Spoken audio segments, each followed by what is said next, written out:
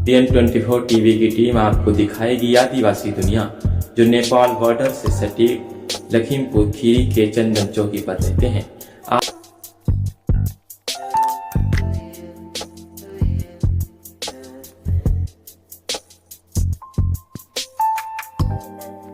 तो हरे भरे जंगलों, नदी नालों के और समृद्ध सांस्कृतिक धरोहरों से भरपूर हैं।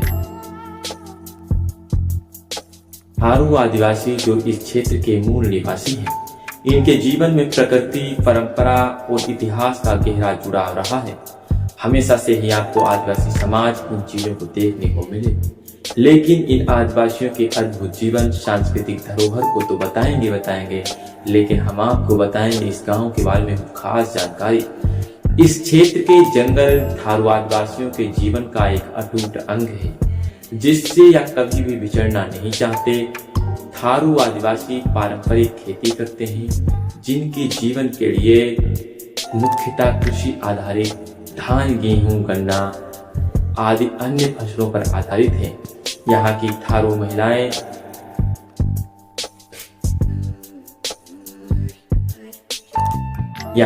थारू महिलाएं जो जंगल से कई तरह के साग इकट्ठा करती हैं, जिससे में भी काफी कठिनाई होती है। यहाँ जंगली जानवर व अन्य कई प्रकार की समस्याएं होती हैं। मेरा नाम लीला है। अच्छा, आप लोग मतलब कहाँ काम करने गए थे या मतलब कहाँ गए थे? लुकड़ा तोड़न गए रहे, क्या करें गरीब में नहीं। ये किस लिए, कौन सा लुगड़ा होता है?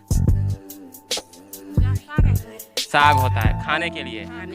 अच्छा, तो मतलब आप लोग जो है जंगल से साग वगैरह लाते हैं? हाँ, ढूंढ लाते हैं साग। अच्छा, तो इतनी मतलब सुबह से आप लोग गए थे या अभी? सुबह से गए रहे। सुबह से गए हैं तो आप कितना मतलब एक टाइम का खाना आपका हुआ या मतलब कई दिन तक चले? खाई नहीं है सुबह से। अभी सुबह से खाना नहीं खाया है? कुछ ना खाए हैं।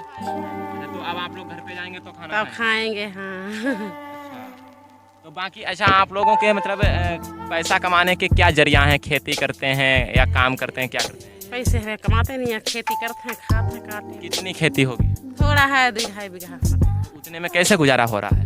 ना फिर ऐसे कमाते हैं, ऐसे 10-5 जो तेल मिर्चा खानता ही कमा के लाते। एक लड़का है मेरे, एक लड़की, एक बहू, एक नातनी। पढ़ाई बच्चे करते हैं? नातनी पढ़ा था, लड़की तो जवान है, 22 साल। लड़की नहीं पढ़ी? लड़की 8 तक है। आगे क्यों नहीं पढ़ाया? वो बीमार बहुत होता रहता, वो पढ़ाई। स्कूल वगैरह की सुविधा है? सुविधा है गांव में ऐसी। सुविधा, अच्छी सुविधाएं नहीं है। हाँ, अच्छी ना है। बाकी अगर जैसे मान लीजिए आपको इलाज वगैरह या कोई तबीयत खराब होती तो आप लोग कहाँ जाते हैं दवा वगैरह? जहीं जाते हैं सरकारी अस्पताल में। इलाज सही होता है? ऐसा ही होता है, ज्यादा अच्छी ना होता है।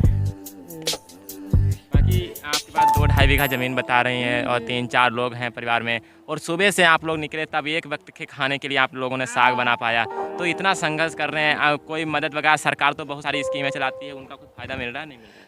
कहाँ फायदा नहीं है कोई।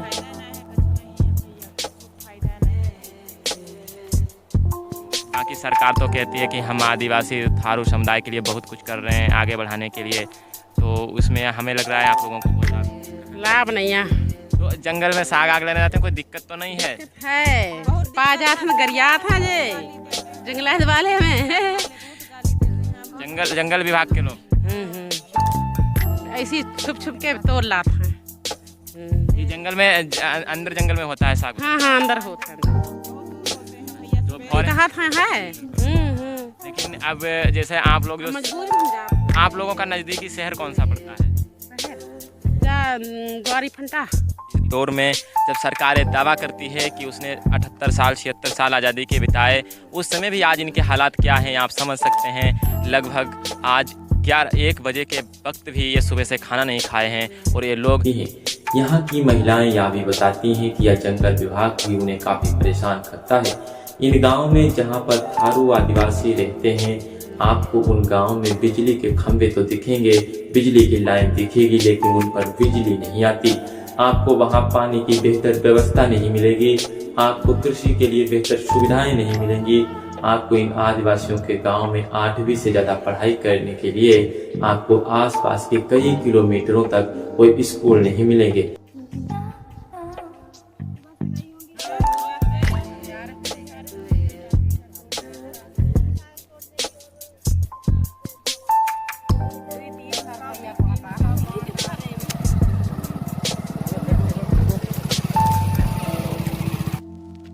इन आदिवासियों के गांव में आपको 8वीं से ज़्यादा शिक्षा ग्रहण करने के लिए स्कूल आसपास के कई किलोमीटर के दायरे में नहीं मिलेंगे। इनके जीवन में कमाई का कोई जरिया नहीं है, इनका जीवन सिर्फ जंगल पर निर्भर है।